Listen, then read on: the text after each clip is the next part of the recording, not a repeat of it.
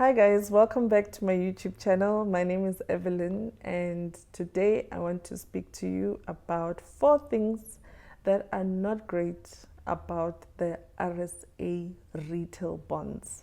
If you're new to my channel, please subscribe and hit the notifications bell. If you are a returning subscriber, thank you very much for returning, and let's get into today's video. The first thing that is a disadvantage of the retail savings bonds, RSA retail savings bonds, is the service and the support that you will get from the National Treasury. Now, as we know, the retail bonds are issued by the National Treasury, and all the support that you get after registering can really deter you from using the retail bonds as a key part of your cash portfolio. What do I mean by this? So I'm going to give you some examples, but if you guys have experienced any other thing except for what I will mention, please put it in the comments so that we can enlighten each other. The first thing that irritates me is the manual forms. So for example, if you want to do things like the switch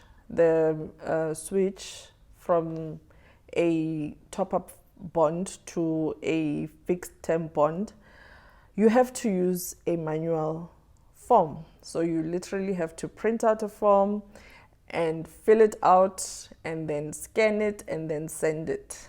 I think it's tedious. If it's possible for them to have an online form where you can apply for a bond, why not digitize the switch or a restart form? It doesn't make sense to me because to some extent I feel like that is basic service if you're going to have such a product, you know. So yeah, the manual forms are very discouraging. And also just think about how this is a product that is supposed to encourage people to save. And if it's not easy to interact with, then people will be discouraged, you know. So let's say, for example, you're in a rural place somewhere, you don't have access to a printer, then somewhere you will be discouraged. So I don't like that at all.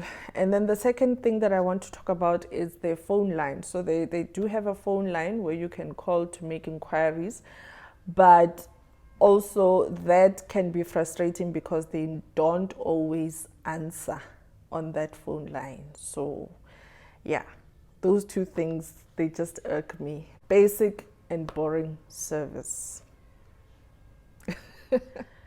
Please pardon me for the background noise, guys. I think there is some sort of construction or machinery work going on outside. So yeah.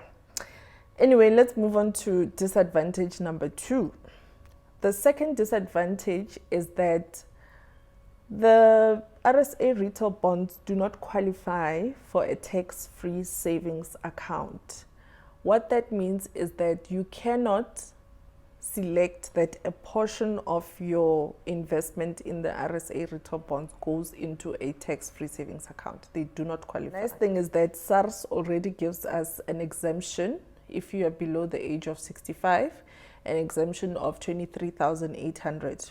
What that means is that if you earn 21,000 in a tax year, you will not pay any tax. So when you apply for your retail savings bonds, just keep that in mind, that the interest that you earn on the bond will contribute to your annual interest exemption. The third disadvantage is that the retail bonds cannot be excluded from your estate. In the event that you pass on, the National Treasury will require your relatives to provide certain information, and once that information is received and processed, then the rule is that they will pay into your estate account. So you cannot transfer your retail bonds to maybe an heir. You can't put them in a will and say, my child should inherit this. No, the money will be paid into your estate account. The disadvantage of this is that it might be taxed as part of estate duty. And the biggest one, I think, is that for your heirs, it will take time for them to enjoy the benefits of the money that you have left behind, because it takes time for an estate to be winded up. So anything between 6 and 12 months, some even taking longer, depending on how complex the process is. So you might want to think about that, and how you may combat the thing of your heirs or your dependents waiting for your money is that if you want to leave them anything behind, you should rather open RSA Retail Bonds in their name. At least in that way, then in the event of you passing away or passing on, then they still have something in their name. Give financial advice. Eventually, you have to have this discussion with your financial planner or your estate planner, tax planner, and so on. But talk to a professional about this, because this is about arranging your life in a way, or your investments in a way, that even at the end of your life, no one is left suffering while you have money available, or while you had investments available. The last disadvantage is interest accrual. So the retail savings bonds, RSA Retail Savings Bonds, they earn you interest twice a year in the case of the inflation-linked bonds and the fixed-rate bonds, and then 4 times a year in the case of top-up bonds. Now, if interest is accrued at these intervals or these frequency rates, why is that something to consider? So when you look at interest-bearing accounts, a basic principle is that an account that earns or accrues interest more than once a year will earn more interest than an account that earns interest once a year. So that will be your starting your starting point to say, how many times does this account or this investment earn me interest? Now, we already said that the retail bonds earns you twice or 4 times a year, right? Banks, the most comparable product with the banks is the fixed term deposit bank account. So now, when you compare, most banks pay interest or accrue interest in those investment accounts on a monthly basis. So you have to be mindful of that. You have to ask your financial planner to say, I'm looking at having a fixed deposit in my portfolio, my EMO. However, I want to earn or to maximize my interest earning potential.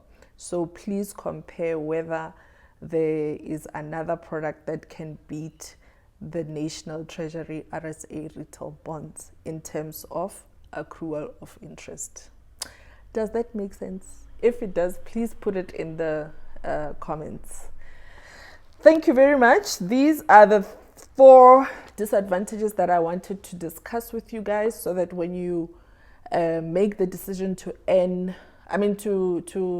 add the RSA retail bonds, at least you have the advantages that I've spoken about and the disadvantages that are in this video. So that will give you a balanced view. And also, I want to remind you that I have created a playlist for you guys, so that if you want to know anything about the RSA retail bonds that I have spoken about, you just go to one place and the videos are all there. Thank you very much for joining me in this video, and please leave me a comment, a like, and if you really think this is valuable information, share it with your friends or share it on your social media platforms so that other people may know and also be able to make an informed decision. Thank you and bye.